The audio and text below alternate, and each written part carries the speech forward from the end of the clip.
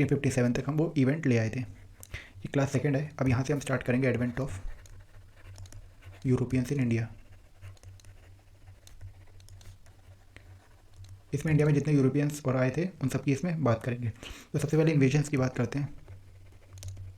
उस टाइम पे जो पहला इन्वेजन, उस टाइम पे सबसे पहला इन्वेजन तो इंडिया पे हुआ, डेरियस फर्स्ट ने किया था और ये पर्शिया से था।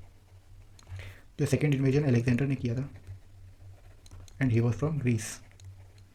उस टाइम पे एक्चुअली में 15th सेंचुरी तक इंडिया और यूरोप का ट्रेड होता था। ट्रेड उस टाइम पे चालू थे। स्पाइसेस का जो ट्रेड था वो ऑलरेडी होता था इंडिया के द्वारा। और इसके दो मार्ग थे, बाई रोड और बाई सी। बाई रोड कौन सा रूट था? By road actually Balkan countries से होते हुए ये होता था। बाल्कन कंट्रीज कौन सी? जैसे कि टर्की हो गया, ईरान हो गया, इराक और अफ़गानिस्तान हो गया। तो इन कंट्रीज से ये रूट होता था, पास होते थे। जैसे खैबर, खुर्रम, बोलन और गोमल, ये सारे रूट यूज़ किए जाते थे ट्रेड्स के लिए उस टाइम पे। और बाई सी अगर रूट पूछा जाए तो ये Mediterranean sea, red sea, gulf of Persia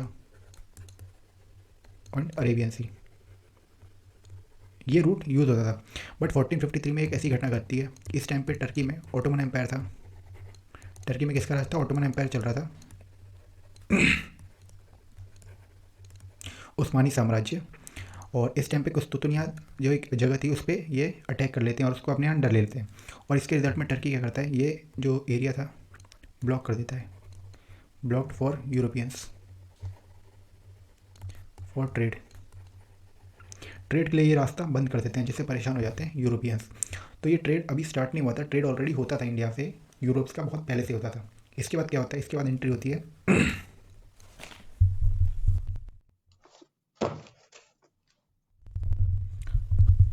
start करते हैं कौन कौन इंडिया में आए थे।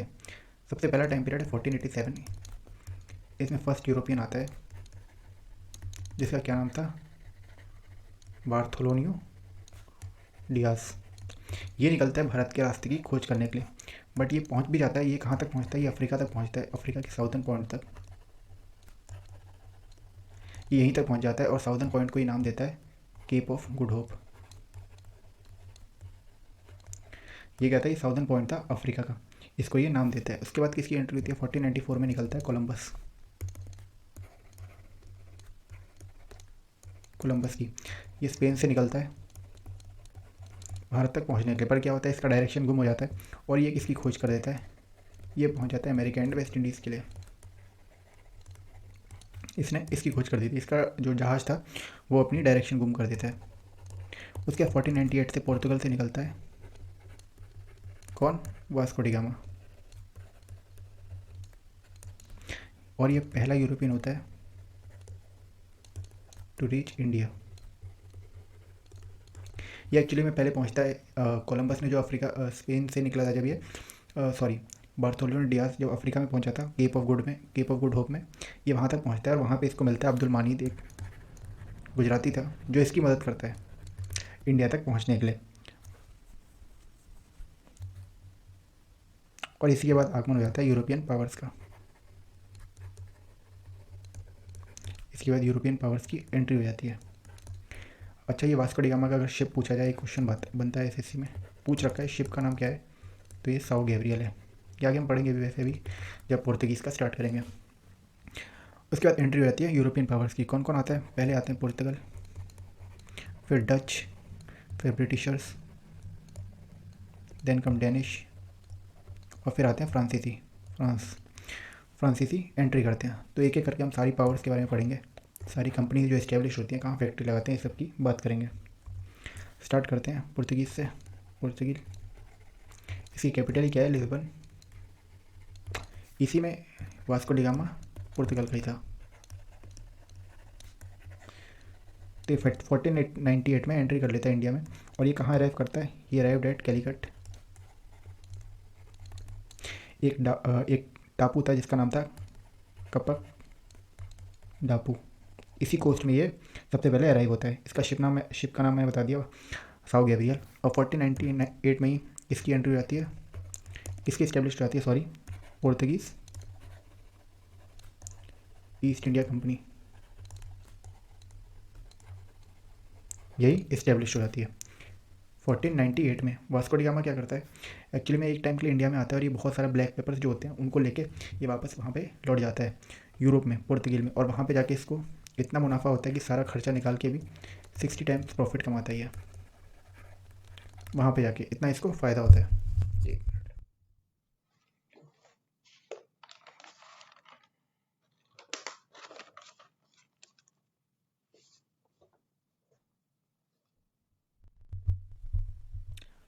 वास्को डी गामा आया ही था तो ये किसका रिप्रेजेंटेटिव था, ये क्वेश्चन पूछा जाता है। उस टाइम पे इसका जो पोर्तुगीज़ में किंग था, उस किंग का नाम था डॉन हेनरिक। फिर 1500 में सेकंड पोर्तुगीज़ आता है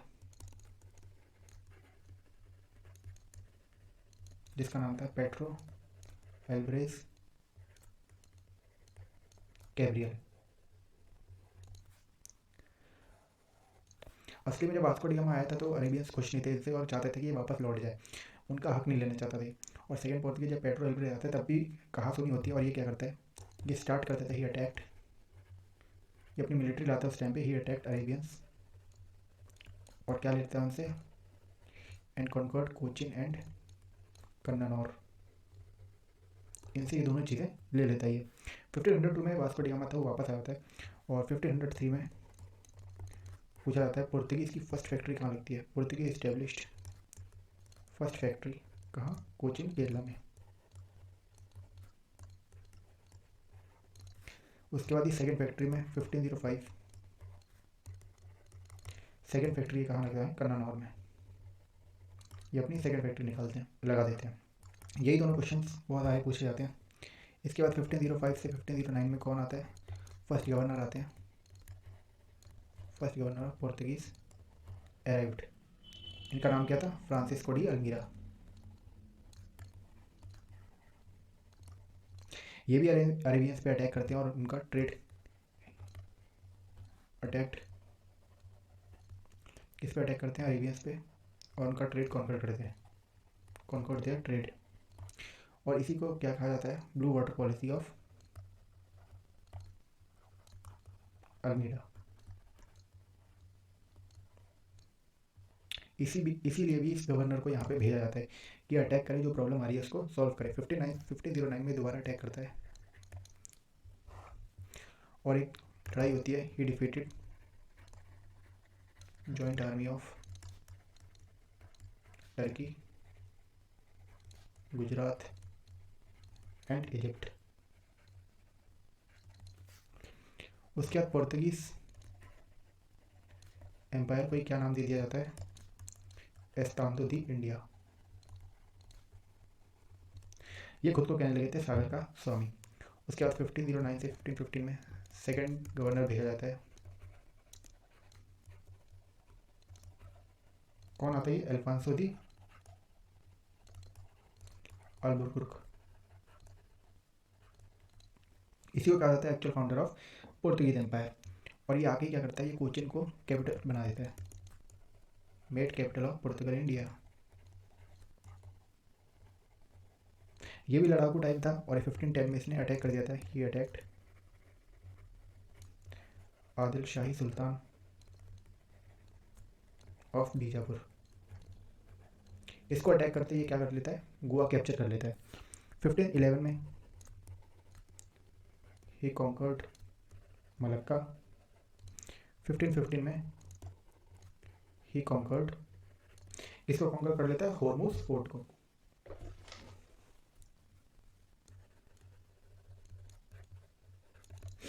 उसके बाद क्या करता है, ही ऑल्सो प्रोहिबिटेड, इसने भी सती सिस्टम पे पाबंदी लगा दी थी। 1515 में ये इंडिया में मर जाता है, ही डाइड इन इंडिया। उसके बाद एक और बार वास्को डी गामा एक बार जब वापस इंडिया से चला जाता है तो वास्को डी गामा दोबारा वाइसराय बन के आता है इंडिया में। कब आता है,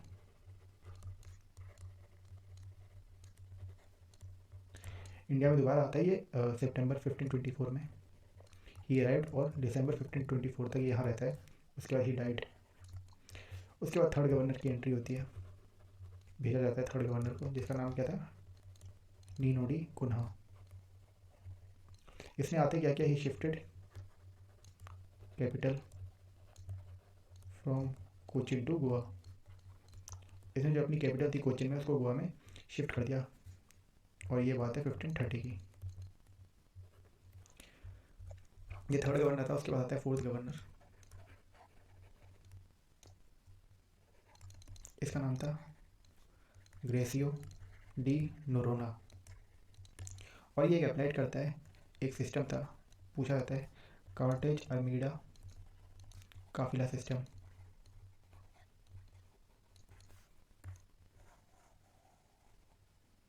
ये एक्चुअली में एक टाइप का परमिट था, और ये लोग क्या करते थे, सिक्योरिटी प्रोवाइड करते थे। अपनी शिप चलती थी, जो भी ट्रेडिंग शिप्स होती थी उसके साथ ये अपनी सिक्योरिटी प्रोवाइड करते थे।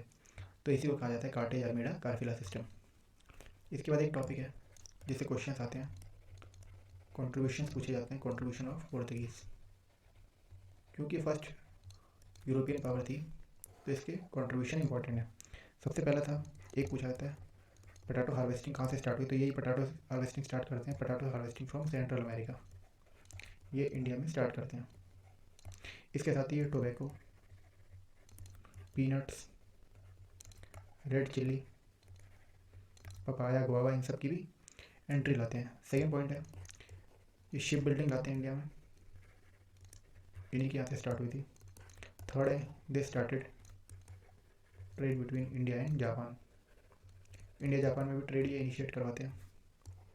फोर्थ पॉइंट है, कैथोलिक डिज़ाइन ऑफ चर्च, ये भी पोर्तुगीज़ की देन है। And fifth point is most important, printing press. Printing press की भी ये स्थापना, प्रिंटिंग प्रेस भी ये इस्टेब्लिश करते हैं। और अगर क्वेश्चन पूछा जाए फर्स्ट प्रिंटिंग प्रेस कहाँ इस्टेब्लिश हुई थी, फर्स्ट प्रिंटिंग प्रेस ये गोवा में इस्टेब्लिश हुई थी 1556 में। तो ये इंपॉर्टेंट पूछा जाता है, हार्वेस्टिंग ऑफ पोटैटो पूछा गया है और प्रिंटिंग प्रेस भी पूछा गया है, तो आप एक बार देख सकते हैं। नेक्स्ट चलते हैं,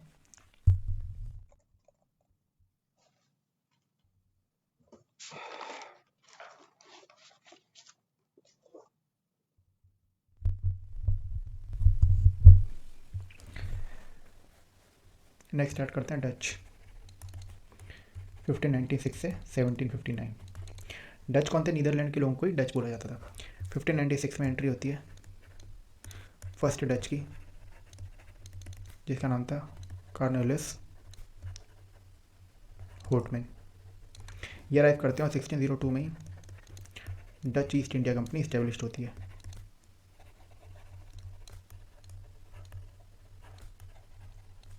Dutch East India Company establish होती है, और इनको ट्रेड मिल जाते हैं अपने डच पार्लियामेंट से, किसके 21 साल के लिए ट्रेड के राइट मिल जाते हैं। Got 21 years trade rights from their parliament. ये 17 डायरेक्टरों के द्वारा कंपनी चलाई जाती है। और सबसे पहला इंपॉर्टेंट जो क्वेश्चन बनता है वो बनता है 1605 में डच ने अपनी फर्स्ट फैक्ट्री कहाँ इस्टेब्लिश की थी, तो ये था मछलीपट्टनम। मछलीपट्टनम में ही फर्स्ट डच फैक्ट्री इस्टेब्लिश हुई थी। 1605 में क्या होता है, डच अटैक्ट, क्योंकि उस टाइम पे पोर्तुगीज़ वहाँ पे अपना डेरा डाले थे, वहाँ पे अटैक करते हैं पोर्तुगीज़ से, और ही and conquered Indonesia from them. उस टाइम पे इंडोनेशिया को स्पाइसेस आइलैंड बोला जाता था। इसी के बाद ही Dutch started golden coins in India, और इन्हीं गोल्डन कॉइन्स को क्या कहते थे, पैगोडा कॉइन्स। इसके बाद फैक्ट्रीज़ की बात करते हैं, फैक्ट्रीज़ कहाँ कहाँ इस्टेब्लिश की। सबसे फर्स्ट 1627 में बंगाल में, फर्स्ट 1627 में बंगाल की पीपली में इस्टेब्लिश करते हैं फर्स्ट फैक्ट्री। सेकंड 1653 में हुगली के पास चिंसुरा है, उस जगह अपनी दूसरी फैक्ट्री इस्टेब्लिश करते हैं। उसके बाद ये पूछा जाता है गुस्तावा फोर्ट, इसको इस्टेब्लिश करते हैं चिंसुरा में ही। डचेस के एक्चुअली में दो इंडस्ट्रीज से इंपॉर्टेंट, कौन कौन सी, एक इनका इंपॉर्टेंट था cotton textile, and second what, Indigo industry. उस टाइम पे इनकी काफ़ी मुठभेड़ होती थी, जैसे 1759 में इनकी ब्रिटिशर से नहीं बनी, एंड 1759 में वॉर छिड़ती है, बैटल ऑफ बेदरा। किसके बीच में होती है? Britishers and Dutches. जैसे Britishers defeated and conquered their trade, और इसी के बाद जो डचेस थे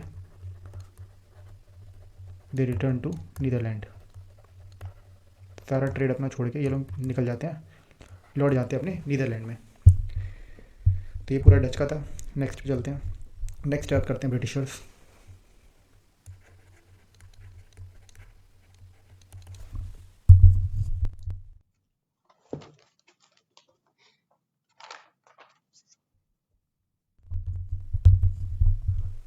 एक्चुअली में पूछा जाए आपसे, अगर फर्स्ट ब्रिटिशर्स कौन आया था 1597 में, जॉन मिल्टन हॉल आए थे, कि बाई रोड आए थे। उस टाइम पे मुगल एम्परर कौन था ये पूछा जाता है, तो अकबर थे। और अकबर के कोर्ट में कौन था? राल्फ फिंच नाम के पर्सन थे। तो John Milton hall first time पे आए थे। उस टाइम पे अगर आपसे पूछा जाए ब्रिटिश एम्पायर कौन था, किसके हाथ में था? ब्रिटिश क्राउन कौन था? Queen Elizabeth Taylor first. ये 1597 में जॉन मिल्टन हॉल आया था। वैसे अगर बस फर्स्ट ब्रिटिशर्स बाय सी कौन था? Captain William Hawkins. और ये कहाँ एंट्री करते हैं अपनी सबसे पहले? ये पहुँचते हैं सूरत। और अगर इनके शिप का नाम पूछा जाए, जैसे वास्को डी गामा का साउथ गैप चलता, वैसे इनके शिप का नाम था हेक्टर या red dragon.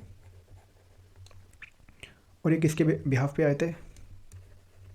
On behalf of king James first.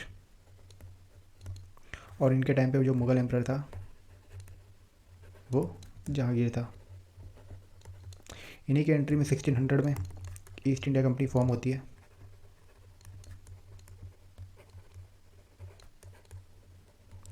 East India company का अगर आपसे एक्चुअल नाम पूछा जाए तो काफ़ी बड़ा नाम है, governor and company of merchants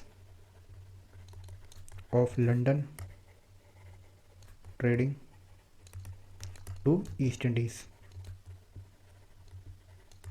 तो ये ईस्ट इंडिया का एक्चुअल नाम था, बट इसे ईस्ट इंडिया कंपनी बोलते थे। और इसी के बाद इन्होंने अपनी फर्स्ट फैक्ट्री इस्टेब्लिश की। फर्स्ट फैक्ट्री कहाँ की? मछलीपट्टनम में। तो 1611 में की थी, बट ये टेम्प्रेरी थी एक। और वैसे पूछा जाए 1613 में फिर ये अपनी रियल फर्स्ट फैक्ट्री इस्टेब्लिश करते हैं सूरत में। 1615 में सर थॉमस रो ये आते हैं कोर्ट में, और ये किसके बिहाफ में आते हैं? ये एम्बेसडर बन के आते हैं, ambassador of king James first. और 1615 से 1619 में इंडिया में रहते हैं, और उसके बाद 1619 में इंडिया में लौट जाते हैं। इसी के टाइम पीरियड में उसके बाद 1623 में ब्रिटिशर्स के साथ ही बहुत सारी अपनी फैक्ट्री इस्टेब्लिश करती है, जैसे सूरत, बड़ौच, मछलीपट्टनम, आगरा और अजमेर में। और 1614 ये मद्रास सिटी बनाते हैं, मद्रास सिटी फॉर्म होती है, और उसी के अंदर सेंट जॉर्ज का किला बनाते हैं। 1661 में जो ब्रिटिशर प्रिंस थे चार्ल्स, ये शादी कर लेते हैं Portuguese Prince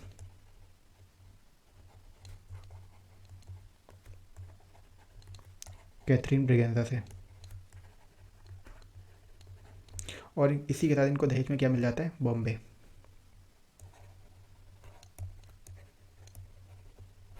one minute.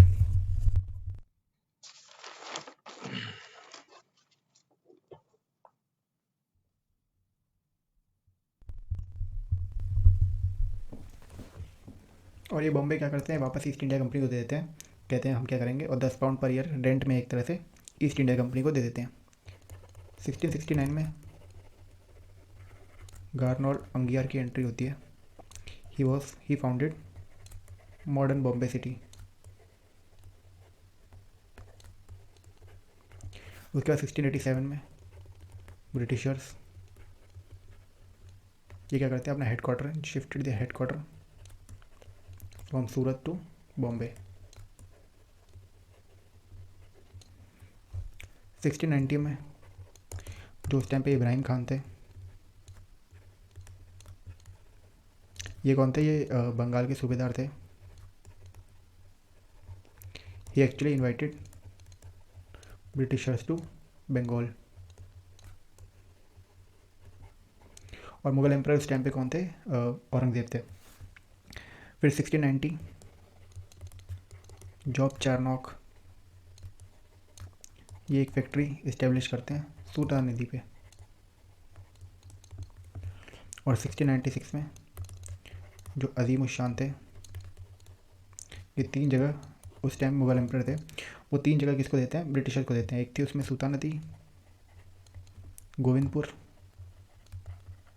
And Calicut. और इसी के साथ 1717 में जो फारूक शाह आते हैं, ये गोल्डन ऑर्डिनेंस पास करते हैं जिसको हम कहते हैं tax free permit. Tax free permit मिल जाता है ब्रिटिशर्स को कि वो बंगाल में कहीं भी ट्रेड कर सकते हैं, फैक्ट्री इस्टेब्लिश कर सकते हैं, उसके लिए उन्हें कोई ट्रेड नहीं दिया जाएगा। तो ये 1770 तक था। इसके बाद हम बात करेंगे डैनिश। इसमें से क्वेश्चन ज़्यादा बनता नहीं है, ये काफ़ी टाइम तक ट्रेड करते हैं और ये लोग चुपचाप निकल जाते हैं। डैनिश होते कौन थे, इन्हें डेनमार्क के लोगों को बोला जाता था।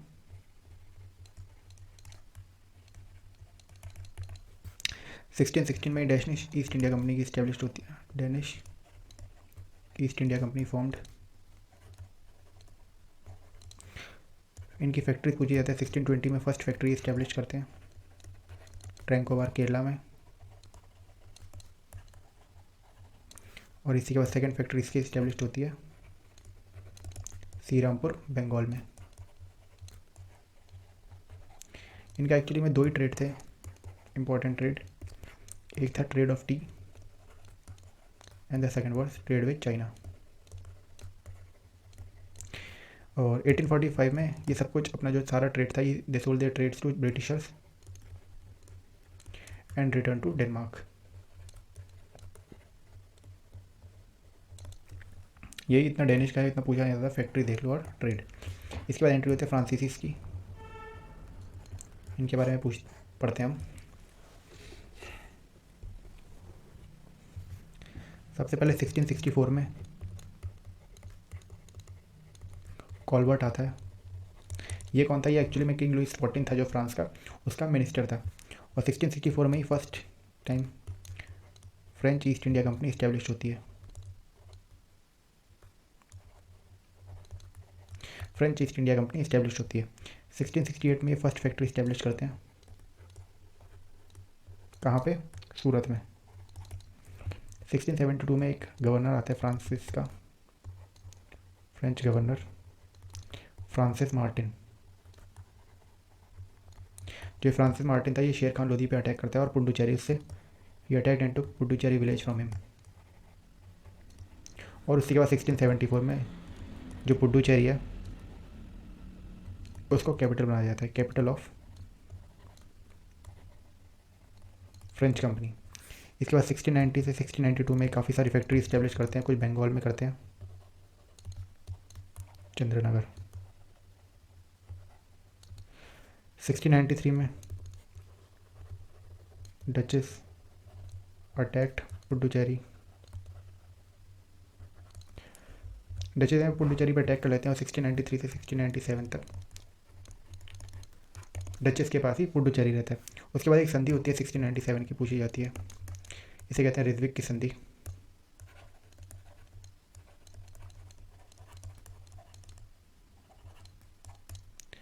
रिजविक की संधि बोला जाता है।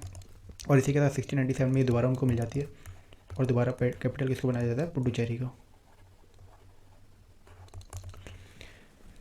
तो यहीं तक की बात करते हैं। इसके बाद काफ़ी सारे वॉर होते हैं, एंग्लो फ्रांस वॉर, इन सब के बारे में हम नेक्स्ट क्लास में पढ़ेंगे।